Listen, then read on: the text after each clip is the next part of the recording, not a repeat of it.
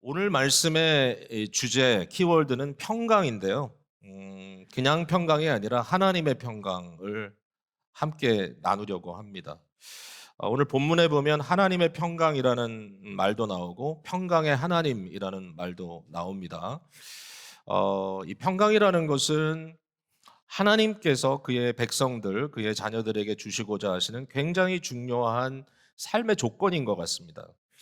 이 평강을 사모하는 것이 절대로 왜곡된 바람이 아니고, 이 평강을 우리 삶 속에 경험하고자 하는 것이 절대로 불필요한 욕망이 아니라는 것을 생각해 보면서 오늘 저와 여러분의 삶 속에 이 평강이라는 것은 무슨 의미를 갖고 있는지 한번 생각해 보고, 또 우리 삶 속에 경험할 수 있도록 고대하며 기도하며 또 올해 한 해를 마치고 새해를 준비하는 저희들이 되었으면 좋겠습니다. 제가 여러분께 이렇게 질문을 하고 시작하고 싶어요. 여러분은 평강하십니까? 여러분의 삶은 평화롭습니까? 우리가 일반적으로 안녕하십니까? 라고 물어보는 말도 동일한 의미일 텐데요. 여러분 현재 상태가 어떠신지 좀 물어보고 싶어요. 뭐 여러 가지 좀 지엽적인 상황일 수도 있고, 아니면 삶 전체에 대한 고민일 수도 있고, 또 살아가는 인생의 여정 속에 맞이하는 지금 이 나이대에 겪고 있는 그러한 좀 독특한 그런 경험일 수도 있을 것 같아요. 근데 이 과정 속에서 나는 왠지 몰라도 오늘은 좀 마음이 불안하고 불편하다라고 말씀하실 수 있는 분들도 적지 않을 거라고 생각이 돼요. 왜냐하면 평강은 단순히 개념적인 것이 아니라 경험적인 것이기 때문이죠. 2023년이 지나갑니다. 올해도 빨리 지났다는 생각은 있지만 어쨌든 올해도 참 이슈가 많았습니다.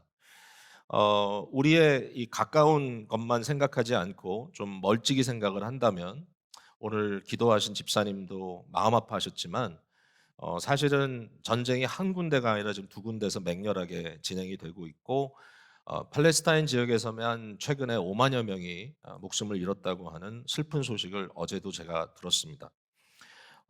이런 일들이 주위에 벌어지고 있고요. 뿐만 아니라 어떤 어리석은 사람의 행동으로 인하여 전쟁이 확산되지는 않을까, 좀 무리한 그러한 상황들이 발생되지는 않을까, 이런 고민들이 사실상 우리에게 있어요. 우리가 살고 있는 현재의 이 비교적 보호받고 있는 이 영역이 흔들리지는 않을까, 이런 고민들을 사실 하고 있는 것이 사실입니다. 기후의 변화도 너무 극심하고, 감사하게도 이 지역은 지난 몇 달 동안 굉장히 안전했지만 상당히 많은 지역, 예전에는 안전하게 느꼈던 지역에서 큰 홍수가 일어나기도 하고, 또 뭐 지진은 요새 또 너무 좀 대형 사고로 자꾸 일어나서 많은 사람들이 생명을 잃고 뭐 화산이 터지기도 하고 별 복잡한 일들이 온 세상을 뒤엎고 있는데, 과연 이 세계를 지금 끌고 가고 있는 정당한 리더십이 있는가? 여기에 대한 고민도 많이 해요. 누가 과연 지금 세상을 리드하고 있지? 어떤 나라가, 어떤 지도자가?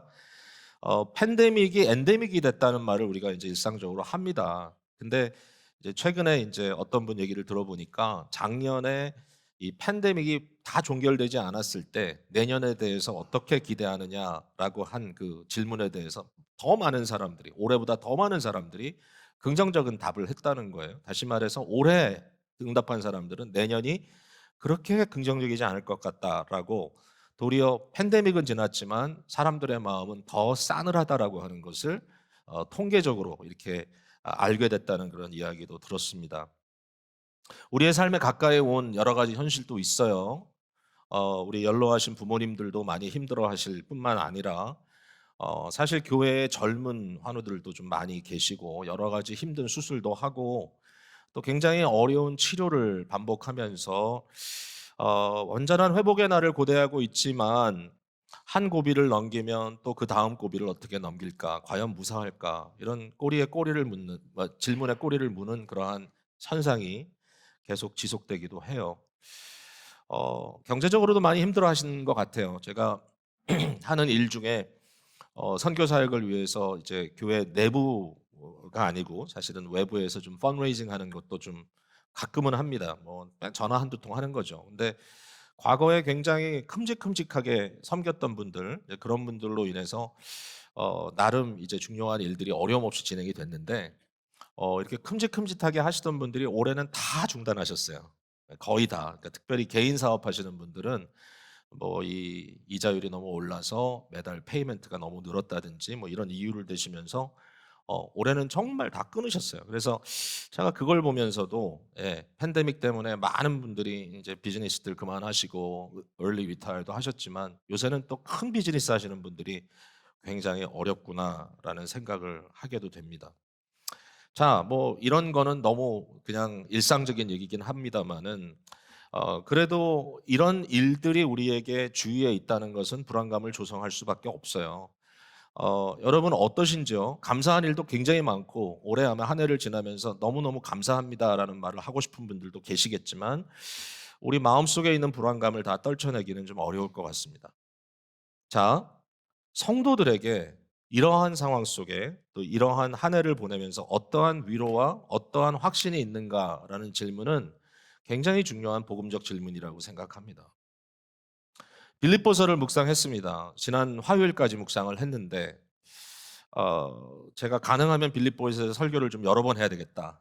그래서 지난 주일도 했고 크리스마스도 여기 3장 설교했고 오늘 또 4장 메시지를 나누고 있는데 사실 빌립보서를 읽으면서 저는 항상 은혜를 받아요. 빌립보서는 성경에 물론 전체가 다 귀하고 전체가 다 아름다운 하나님의 계시의 말씀이지만 어떻게 빌립보서 같은 편지를 썼을까라는 이 생각이 굉장히 많아요, 제 마음속에. 읽을 때마다 또 감격하고 또 감사하고 또 놀래고 이번에도 읽으면서 반복해서 읽고 또 심지어는 이제 오디오 성경으로 매 반복해서 듣고 들을 때하고 또 읽을 때하고 분위기가 달라서요. 계속해서 보는데 이번에도 저도 모르게 fantastic이라는 단어가 여러 번 제 입에서 나왔어요. 어떻게 이렇게 fantastic한 편지를 바울이 썼을까?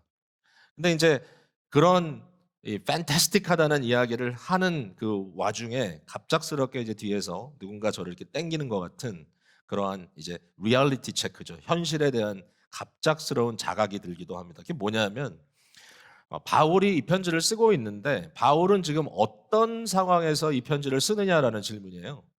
너무 잘하는 내용이기 때문에 이것도 제가 많이 말씀드릴 필요는 없을 것 같아요. 한마디로 얘기해서 바울은 지금 굉장히 힘든 상황에 있어요. 그가 1장에 자기가 지금 매임 가운데 있다라고 얘기합니다. 그 말은 옥중에 갇혔다는 얘기고 2000년 전에 옥이라는 것은 오늘 무슨 이런 감옥 들어가는 거하고는 또 완전히 차원이 다른 거라서 도대체 그 당시에 분위기가 어땠을까? 상황이 어땠을까? 가끔은 인제 여러분들이 로마 같은 데 여행을 가면 거기에 바울 사도가 순교했다는 장소도 이렇게 보여주고 또 거기에 가면 바울이 갇혀 있었다는 그 지하 그 감옥도 이렇게 보여주는데 정말 그게 그대로 그랬는지 아니면 그것보다 더 좋았는지 나빴는지 정확하게는 모르겠지만 이제 한 가지 확인할 수 있는 것은 뭐냐면은 사람이 살 만한 공간은 아니라는 거예요. 아무런 어떤 그런 이런 이 가로 이렇게 막아주는 그러한 막이 없이 뭐 겨울에 추우면 좀 논방을 해 준다든지 너무 답답하면 좀 냉방을 해 준다든지 그런 거 전혀 없는 완전히 사람으로서는 정말 짐승만도 못한 그러한 그 고통스러운 아주 그냥 육체의 최악의 고통을 겪어야 되는 그 현장 속에 어쨌든 바울이 그 자리에 있었다는 거예요. 바울은 빌립보서 1장에 이런 고백을 하죠. "나는 삶과 죽음의 경계에 있다." 그래요. "내가 사는 것이 그리스도니 죽는 것도 유익하니라." 이 말은 단순히 신앙의 고백이 아니라 현실에 대한 일종의 리플렉션입니다. 자기가 살고 있는 현실이 어떤 것이다라고 하는 것을 이렇게 생각해 보는 거예요. 그러니까 죽음이라는 게 정말 한 걸음 앞에 있어요. 내가 지금 살아 있지만 오늘 밤에 아니면 내일 내가 죽는다고 해도 하나도 이상하지 않다라고 바울이 얘기하면서 이 상황 속에 자기가 무엇을 선택해야 될까라고 하는 고민까지 하고 있다는 얘기를 했어요. 굉장히 마음에 들어오는 또 하나의 구절이 2장 17절인데요. 여러분 이런 말씀이 나와요. "만일 너희 믿음의 제물과 섬김 위에 내가 나를 전제로 드릴지라도 나는 기뻐하고 너희 무리와 함께 기뻐하리니." 뭐 그냥 읽을 때는 뭐 그런가 보다 하는데 여기에 나를 전제로 드린다라는 표현이 정확하게 무슨 의미인지를 알게 되면 조금 고민하게 돼요. 이 전제라는 것은 뭐냐면요. 액체를 쏟아 부어 드리는 거예요. 액체를. 그래서 이 제단에서 제물을 올려다 놓고 그 제물이 다 타고 말이죠. 이제 마지막 단계가 되었을 때 이 마지막에 이 제사의 클라이맥스로 그 위에 이 액체를 붓니다. 근데 그 액체가 뭐냐 하면은 대다수의 경우는 바로 제물로 죽은 짐승의 피예요. 그 피를 그 위에다가 부으면 이 막 지글지글 타고 있는 그 상황에서 그 뜨거운 온도에 액체가 닿는 순간에 하늘을 향하여 스팀이 막 슈팅해서 올라가겠죠. 그러니까 이제 그 확 올라가는 그 장면이 제사의 클라이맥스라고 할 수 있는 거예요. 거기에 피를 분다는 거예요. 여러분, 바울이 여기에서 자기가 그 피의 제사라는 거예요. 그 무슨 얘기죠? 바울이 자기가 죽을 거라는 것을 일종의 예고를 받고 있어요. 자, 어떻게 죽을지, 언제 죽을지, 뭐 언제 죽을지는 잘 몰라도 어떻게 죽을지는 대강 알고 있어요. 바울은 목배임을 당해 죽게 됩니다. 왜냐하면 바울은 로마 시민이기 때문에 십자가에 달린다든지 이런 건 안 해요. 그러니까 그 순간에 어떻게 보면 이것이 국률인지 모르겠지만 단순간에 죽을 수 있도록 목을 베는데, 그러나 그 장면은 너무나 비극적이고 너무나 아주 끔찍합니다. 여러분, 사람이 그렇게 죽으면 어떤 일이 벌어지죠? 피를 쏟아냅니다. 피를 쏟아붓는 거예요. 그러니까 바울이 내 죽는 날이 언제일지 모르겠지만 내가 마지막으로 내 자신의 피를 쏟아붓는 그때가 올 거다는 거예요. 그 날이 멀지 않대요. 그가 그렇게 얘기하고 있는 거예요. 근데 여러분, 어디 위에 쏟는다는 얘기입니까? 도대체 뭐 위에 쏟는 거죠? 그러니까 바울이 이렇게 얘기하고 있어요. 너희 믿음의 재물과 섬김 위에, 다시 말해서 교회 위에, 성도들 위에, 복음의 공동체 위에, 우리 자신들이 산제사로 하나님께 드려지는데, 바울은 이 제사, 이 교회 공동체의 예배, 이 교회 공동체의 아름다운 성도의 교제와 모든 섬김 위에 자기 자신의 피를 쏟아붓는다는 거예요. 그래서 마지막 클라이맥스처럼 하늘을 향하여 솟아 올라가는 그 모습을 내가 곧 볼 것 같다. 이게 바울의 지금 마음 상태입니다. 뭐 굉장히 멋진 말들로 이렇게 한 것 같지만, 그러나 현실은 굉장히 비극적이고 인간적으로 보았을 때 현실은 너무나 어려워요. 여러분, 이 서신이 이러한 상황 속에 쓰여졌음에도 불구하고 바울 스스로 고백하고 있고, 그럼에도 불구하고 얼마나 많은 기쁨 또는 기뻐한다는 단어가 등장하는지 몰라요. 한두 번이 아니에요. 막 이루 말할 수 없이 셀 수 없을 정도로 계속해서 기뻐하다, 기쁨 이런 단어가 쏟아져 나오고 있어요. 편지를 쓰는데 마치 그냥 그 단어들을 이렇게 박스에 넣어놨다가 확 쏟아 부은 것처럼 이 편지 속에는 기쁨이 가득 충만하게 채워져 있어요. 근데 우리가 질문해야 돼요. 이게 과연 바울의 거짓인가? 허구인가? 어떤 의미에서 그렇습니까? 여러분, 우리가 슬플 때 나는 안 슬퍼, 나는 안 슬퍼. 막 힘들고 어려울 때 나는 괜찮아, 나는 괜찮아. 일종의 자기 이 체면을 걸기 위해서, 예? 정말 힘들고 어려운데 나는 기쁘다, 나는 기쁘다, 여러분도 기뻐해야 된다, 우리 기쁘다, 계속 기쁨을 외치고 있는 것이 아닌가. 다 처져 있는 분위기. 예? 성도들도 힘들고 시험 받아서 아프고 빌립보 교회에는 또 여러 가지 분쟁도 있고, 이러한 상황 속에서 그냥 한번 기분을 띄워주기 위해서 기쁨이란 단어를 이렇게 막 남발하면서 계속 키스를 던지는 것처럼 뭔가 괜찮다고 이야기를 하려고 하는 것인가? 여러분, 그 질문을 해야 돼요. 이 질문을 하고 만약의 경우에 그게 아니라면 이 서신을 통해서 바울이 하는 말이 뭔가 정말 뼈대가 있는 신앙의 고백이고, 이 신앙이 오늘날 2000년의 기독교 역사를 지켜온 신앙이라면 오늘 우리가 그걸 봐야 돼요. 그걸 안 보면 다 허구예요. 예? 우리가 신앙생활을 할 때 감정적으로 좀 쓰다듬어주고 말이죠. 뭔가 한번 들었을 때 눈물 한번 찔끔 흘릴 수 있는 감동적인 이야기나 어떤 동영상 하나 보여주는 것도 방법일 거예요. 그러나 그것은 아무런 효과가 없어요. 장기적으로 봤을 때. 항상 기뻐하라는 이 항상의 개념에서는 너무나 올바르지가 않아요. 그렇기 때문에 우리가 말씀을 통해서 볼 때 그냥 한순간에 쓰다듬어줌이나 감동을 위해서 보는 게 아니에요. 여기 뭐가 핵심이고 무엇이 복음이길래 내가 그것을 찾아 바울과 함께 동행한다면 나의 삶에도 오늘날 진정한 소망이 있을 것인가. 이걸 들여다봐야 되는 거잖아요. 근데 거기에 대한 답은 너무 단순해요. 그 답은 뭐냐면 하나예요. 하나의 열쇠. 그 열쇠는 그리스도예요. 그리스도. 그리스도 하나예요. 빌립보서의 중심은 그리스도고 바울이 이 열쇠 하나를 가지고 모든 상황을 돌파하려고 하고 있어요. 가능합니까? 고난에 대한 돌파, 고난의 문을 열기 위해서도 이 키, 분쟁의 문을 열기 위해서도 이 열쇠, 혼란 속에 빠져 있는 상황, 사람들에게 그것을 열 수 있는 열쇠가 바로 그리스도. 삶의 가난과 부족함이 있는데 그것도 돌파할 수 있는 열쇠가 그리스도. 어떤 얘기까지 하냐면요. 우리가 들을 때마다 좀 되게 대단하다고 느껴지는 구절이죠. 내게 능력 주시는 자 안에서 내가 모든 것을 할 수 있다. 어, 이것은 이제 자족에 대한 얘기인데요. 여러분 아시잖아요. 자족이라는 말이 뭐 있어도 그만, 없어도 그만. 우린 뭐 그 정도는 할 수 있어. 이게 자족이 아닙니다.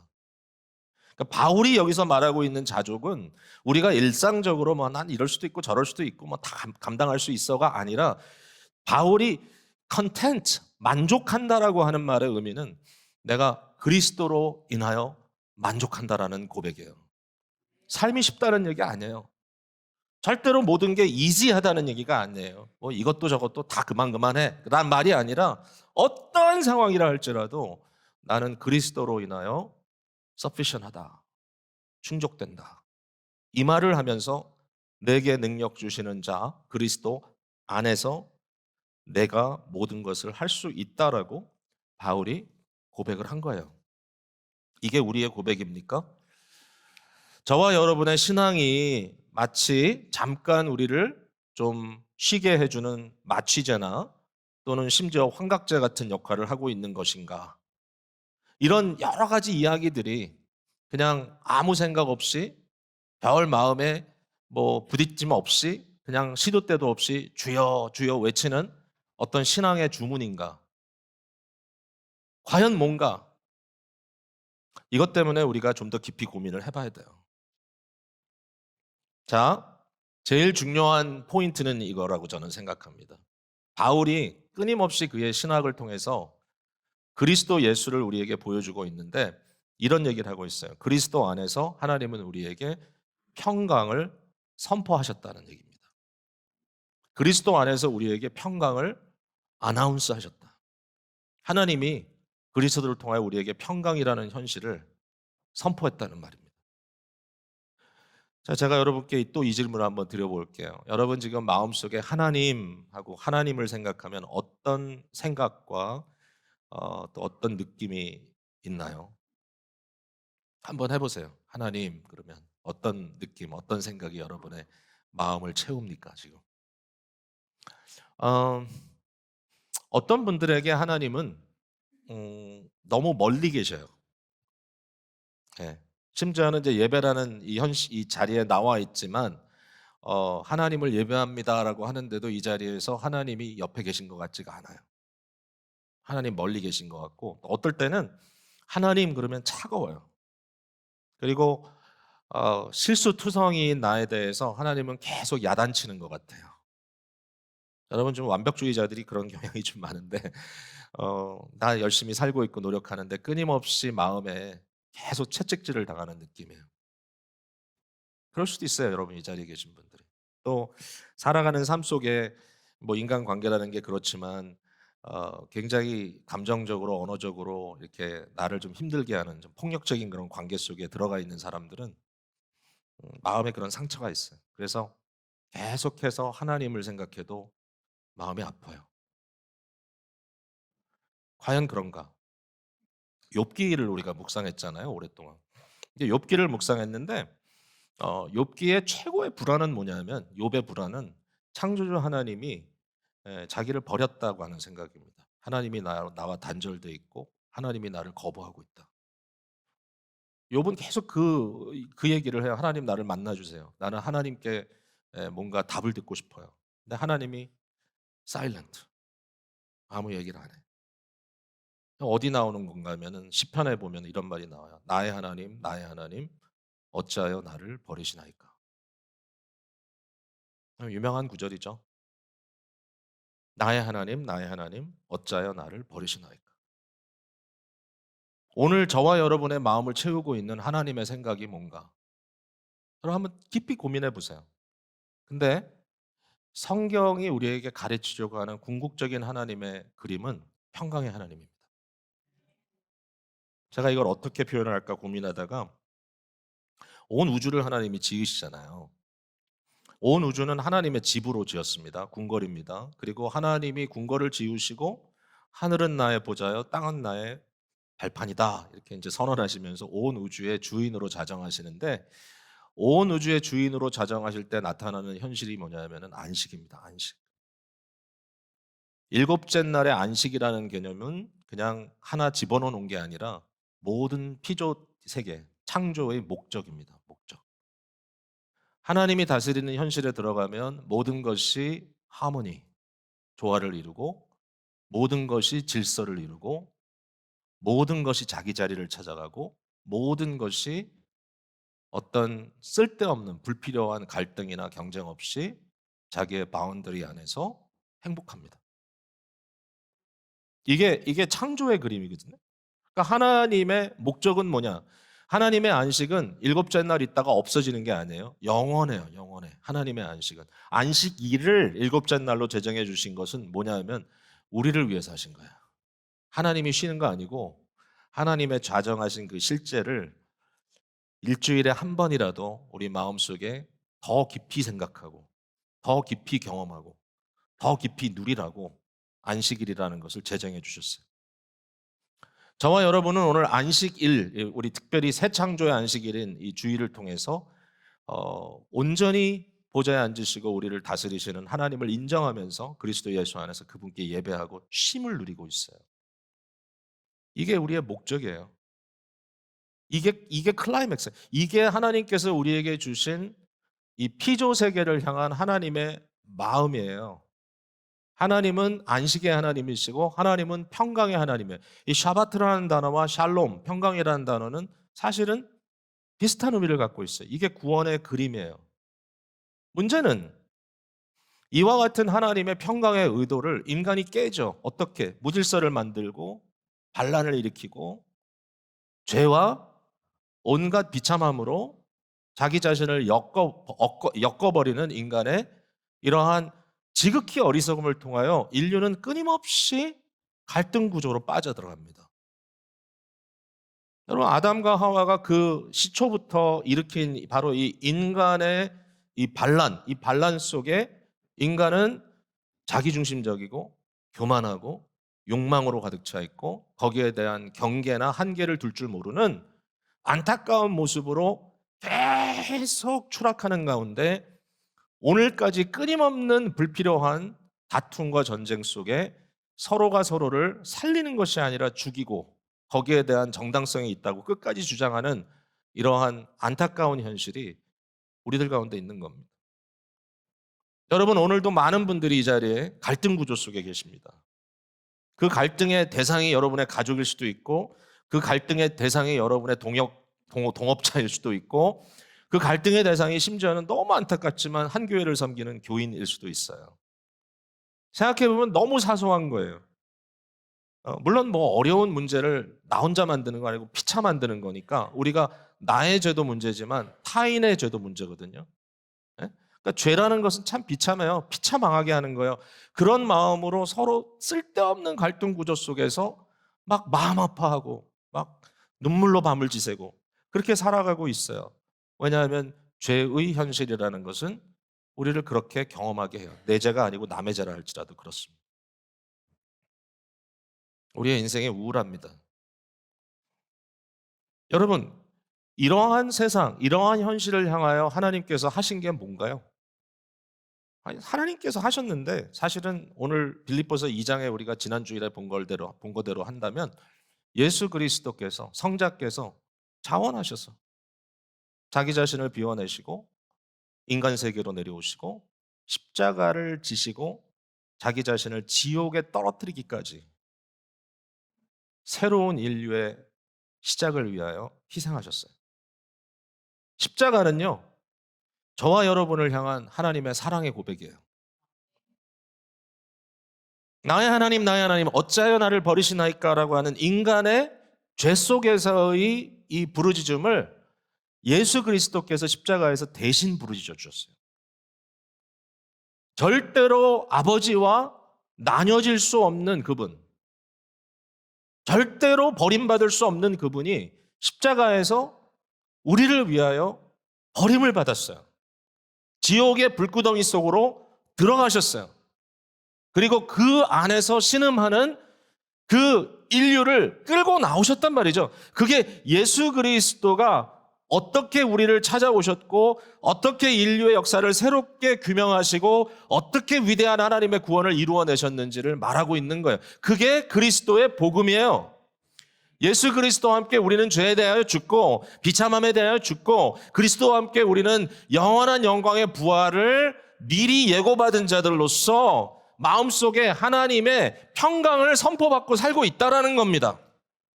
여러분, 이게 성경 말씀 아닌가요? 로마서 5장 1절에 그러므로 우리가 믿음으로 의롭다 하심을 받았으니 우리 주 예수 그리스도로 말미암아 하나님과 화평을 누리자, 평화를 누리자. 어떤 결과가 나타날까요? 우리가 환난 중에도 즐거워하나니 이는 환난은 인내를, 인내는 연단을, 연단은 소망을 이루는 줄 아미로다. 소망이 우리를 부끄럽게 하지 않는다. 이게 뭡니까? 빌립보서잖아요. 빌립보서잖아요. 고난 중에도 기뻐한다. 어떻게 가능할까요? 그 가능한 이유는 뭐냐면 그리스도 예수의 고난과 그의 십자가와 죽음으로 인하여 하나님이 우리를 향하여 지금도 평화를 선포하시기 때문이라는 거죠. 우리의 마음이 하나님으로부터 멀어져 있지 않다라는 거예요. 그래서는 안 된다는 거예요. 얼마나 놀라운 일인죠. 여러분, 그리스도가 없는 성공은 사실은 파멸의 일보 직전입니다.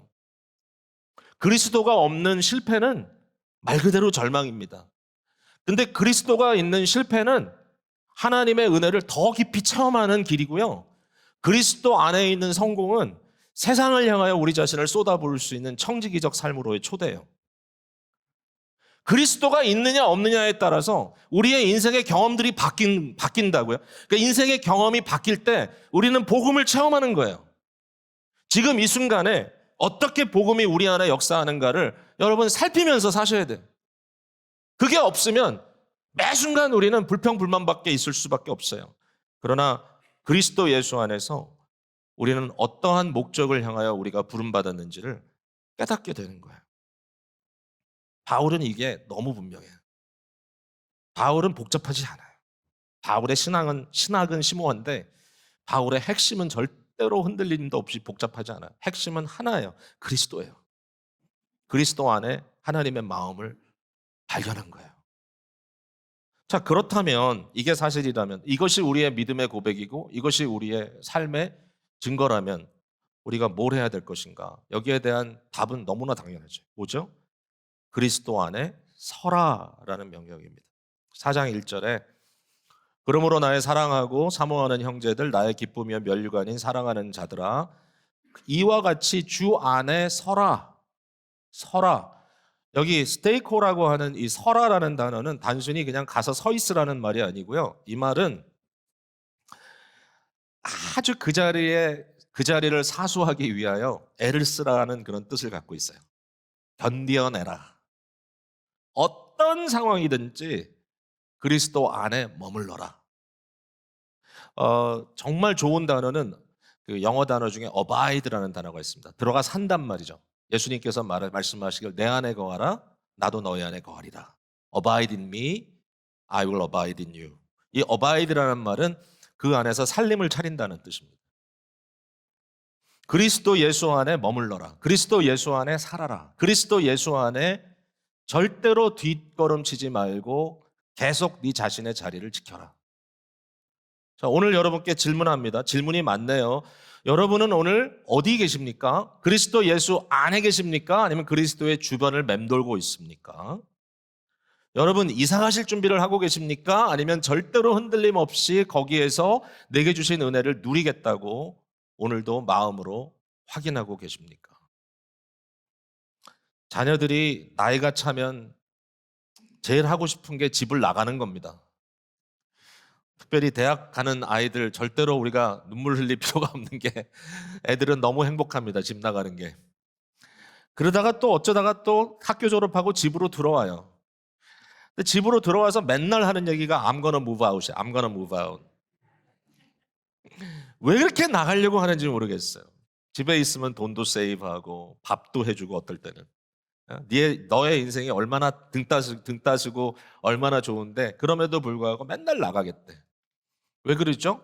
나가면 뭔가 좀 있을 것 같고 나가면 뭔가 좀 자유로울 것 같고 나가면 내 인생에 뭐 행복한 일이 생길 것 같고 근데 이상하게 많은 그리스도인들이 저를 포함해서 끊임없이 우리의 상상력과 우리의 생각이 자꾸 주님을 떠나보고 싶어요.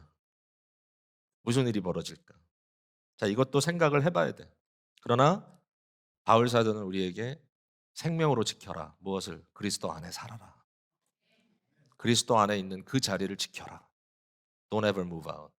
거기에 있어. 2023년도의 목적은 그리스도 안에 거하는 것이었고 2024년의 목적도 그리스도 안에 거하는 겁니다. 하나도 달라질 게 없어요.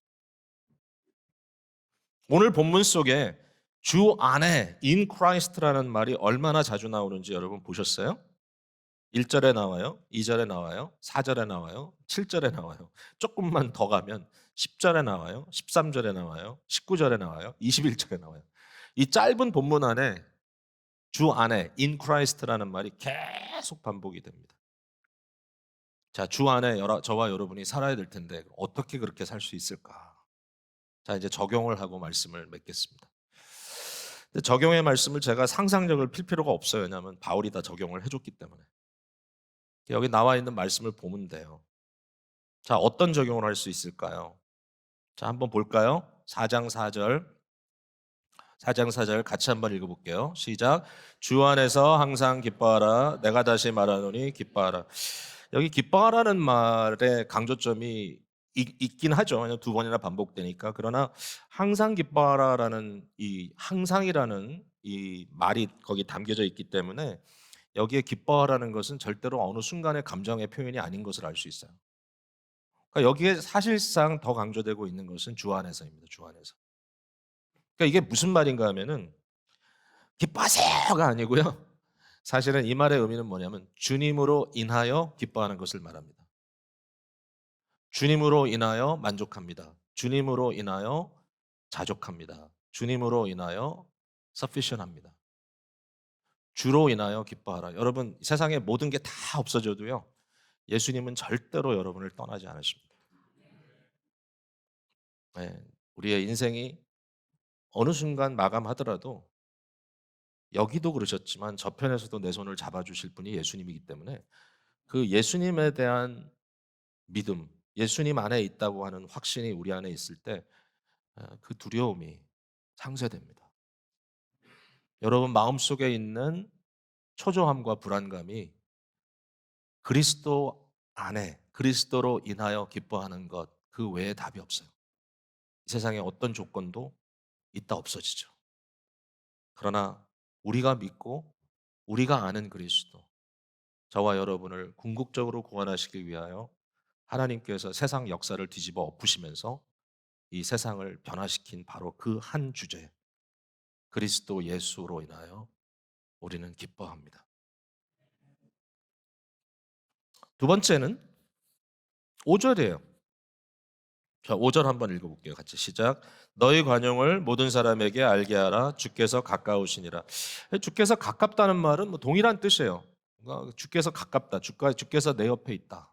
그러니까 가까이 계시기 때문에 주로 인하여 만족하잖아요. 그때 어떤 일이 벌어지냐면 여기 보니까 너희 관용을 사람들과의 관계 속에 펼쳐내라 그랬어요.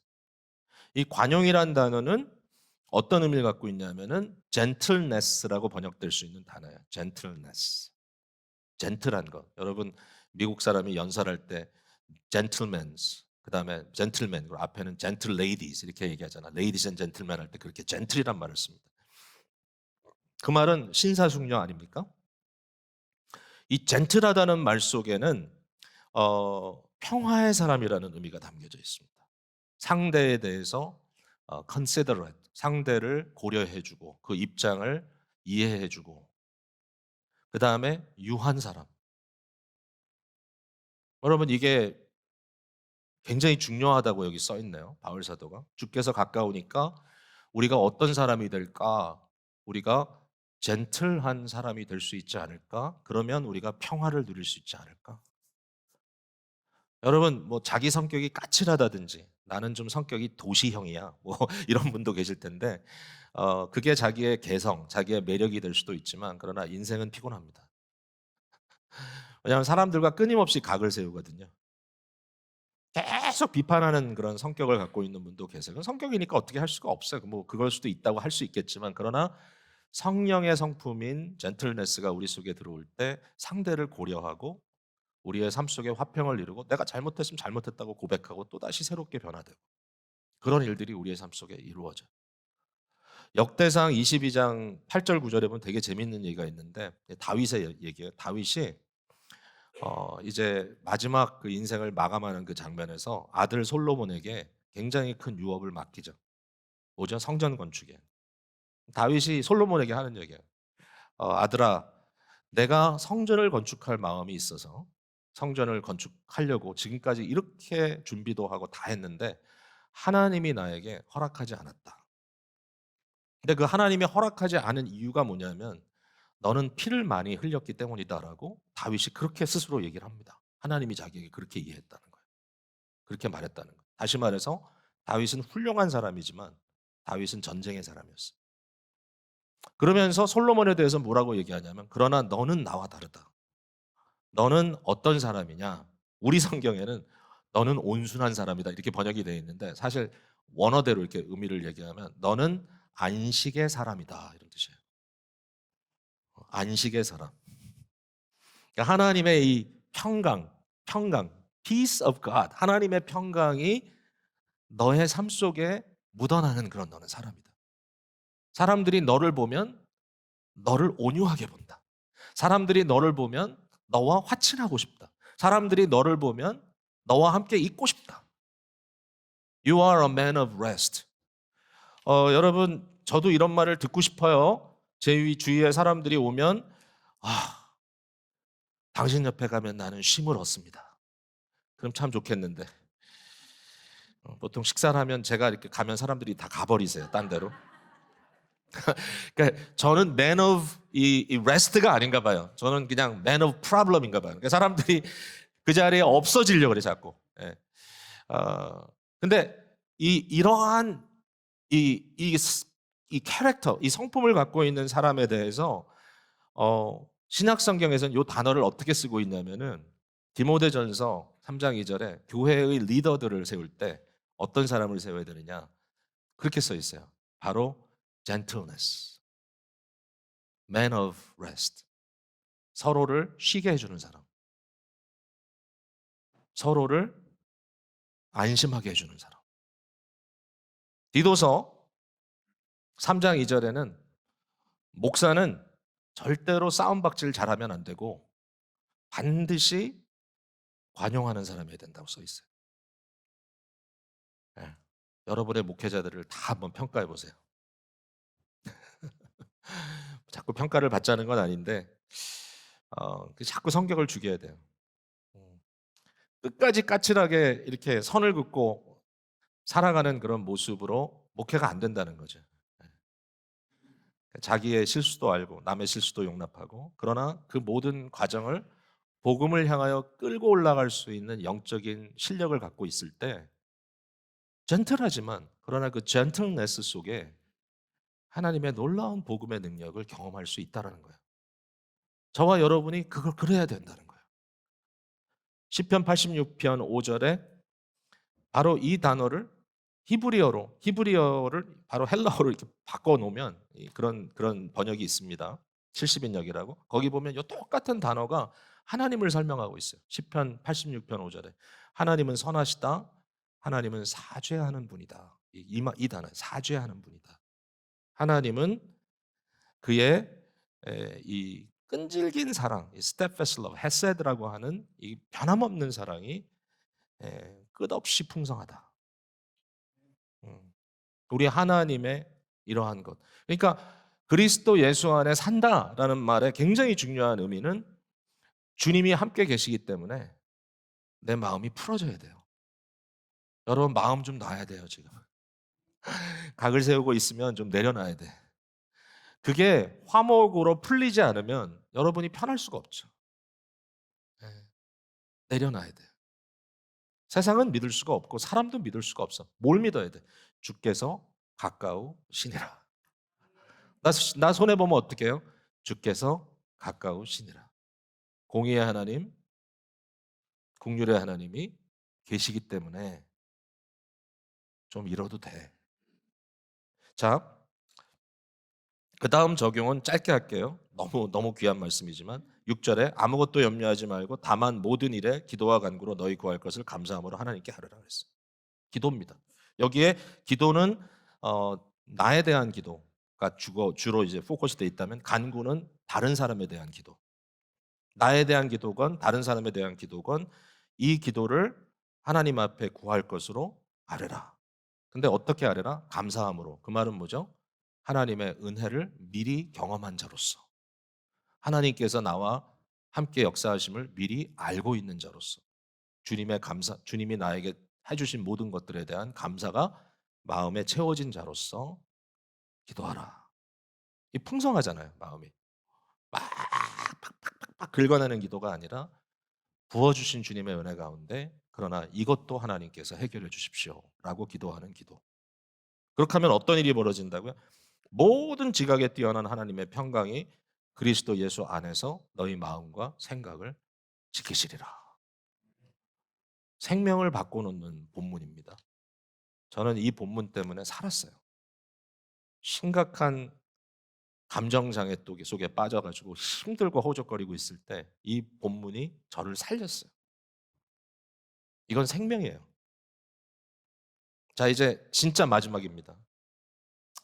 8절에 써 있네요. 끝으로. 이 끝으로란 말은 시간적으로 마지막이라는 뜻도 있겠지만 그러나 정말 중요하다는 얘기예요. 형제들아 자매들아 들어보세요. 무엇에든지 참되며 무엇에든지 경건하며 무엇에든지 오르며 무엇에든지 정결하며 무엇에든지 사랑받을 만하며 무엇에든지 칭찬받을 만하며 무슨 덕이 있든지 무슨 기림이 있든지 이것들을 생각하라. 아니 이게 우리에게 어떤 도움이 됩니까? 이게 도대체 뭐 어떻게 이걸 하라는 얘기예요. 제가 이렇게 말씀드릴게요. 저와 여러분에게 정말 필요한 게 있어요. 앞으로 살아가는데 평화의 사람이 되기 위해서. 그건 뭐냐면요. 거룩한 상상력을 품어야 돼요. 저와 여러분의 마음속에 있는 그 생각이 행동으로 나와요. 9절에 보면 그 얘기 아니에요. 내게 배우고 받고 듣고 본 바를 행하라는 거잖아요. 앞에 부분은 생각하라. 그 다음에 행하라. 생각한 대로 행동이 나와요. 여러분의 생각이 원망으로 가득 차면 부정적인 행동이 나와요. 여러분의 마음이 불안으로 가득 차면 아주 불안한 nervous한 행동이 나와요. 여러분의 마음이 어떤 상황에 대해서 남에 대한 블레임으로 가득 차면 분명히 아주 sarcastic한 행동이 나와요. 인간이 그렇게 만들어져 있어요. 여러분의 생각과 여러분의 행동이 따로 놀 수가 없어요. 그러니까 뭐 아무것도 아니야 그러지만 들여다보면 그 연결을 우리가 부인할 수가 없어요. 지금 여러분의 마음에 뭐가 차 있느냐. 근데 문제는 뭐냐면 인생은 고달프고 사람들은 지질이 나를 괴롭히고 예? 힘들단 말이에요. 환경이 썩 좋지 않아요. 내 생각대로 되는 게 별로 없어요. 그럼 뭘 해야 되냐? 끊임없이 우리는 그리스도 안에 거하면서 우리 마음속에 하나님의 거룩한 성품으로 우리의 상상력을 채워야 돼요. 계속해서. 우리는 참된 것을 채워야 되고 경건한 것을 채워야 되고 옳은 것을 채워야 되고 정결한 것을 채워야 되고 사랑받을 만한 것을 채워야 되고 칭찬받을 만한 것을 채워야 되고 덕스러운 것을 채워야 되고 기림할 만한 정말 기릴 만한 그러한 훌륭한 것들을 우리의 생각 속에 이미지네이션 속에 채워야 돼.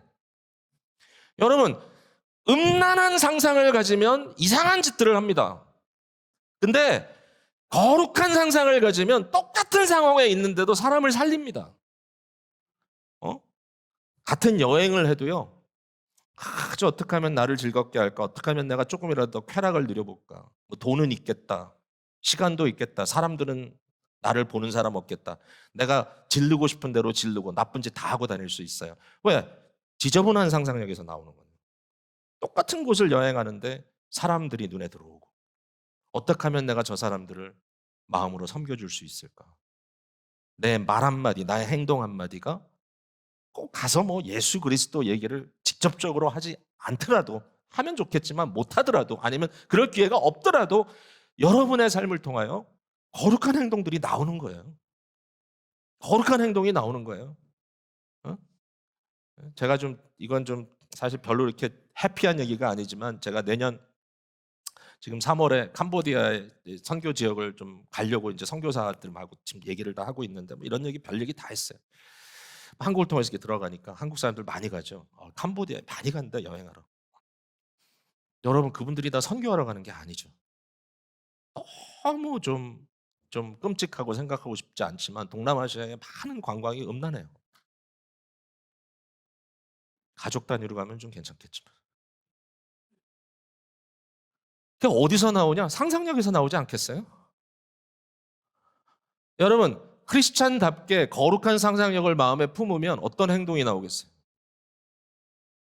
그러나 더럽고 추한 생각으로 상상력이 여러분을 채우면 어떤 결과가 나오겠어요? 외면하지 마세요. 이런 이야기를. 왜냐하면요. 아무리 육체적으로 쾌락이 있고 아무리 즐기고 행복한 경험이라고 생각을 해도 여러분 마음에 평강이 없어요. 예수 믿는 사람이라면 더군다나. 우리가 죄 짓고 편하다면 예수 안 믿는 사람이에요.